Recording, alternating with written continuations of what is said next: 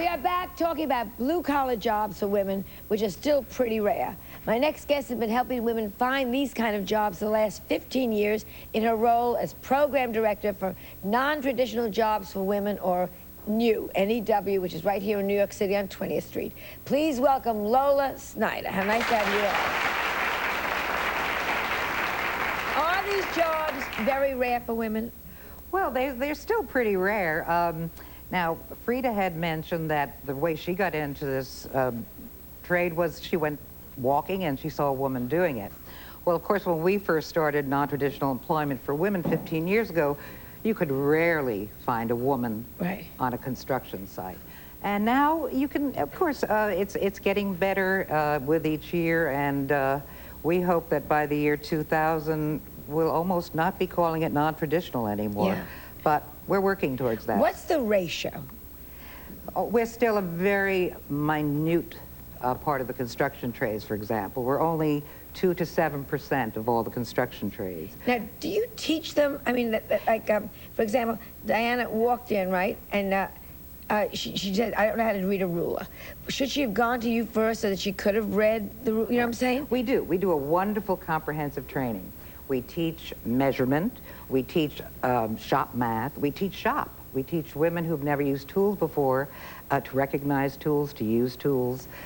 We teach them all the issues of women in the workplace. You mentioned sexual harassment. We teach them how to avoid it and how to deal with it if it does happen. Baggy jeans. Or a firm no. A firm no way. What about, I know in Russia, you know, there's so many, and China, which are non-traditional countries and culture to ours, there are women that are doing everything. I just came back from Russia, you know, you'd see a woman doing a man's job, you wouldn't think about it. Right. Is it that way all over, except here? Are we the strange ones? No. The exception? No. And when you do see it in those countries, of course, the pay is terrible.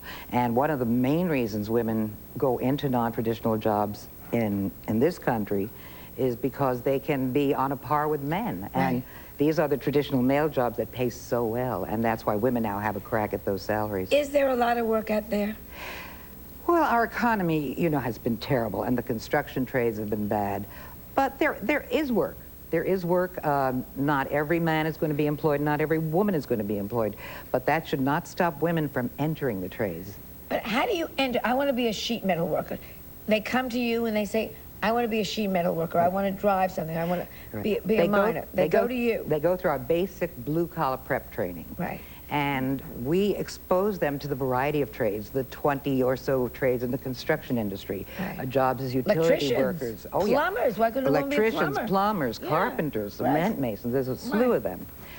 Then, as apprenticeships open, we, over the years, have developed relationships with the unions. So as apprenticeships open, they let our organization know, and we refer the women. I think it's great. I would trust a woman plumber in a second. You bet. You know what I mean? Just say, I have to bathe my baby. She'll make sure you have hot water. You bet. I thank you all very much. I wish you all great success. And what a wonderful thing that you're doing. I think it's just terrific. Thank you so much. And after the break, we'll be meeting another woman who does what's always been considered to be a man's job.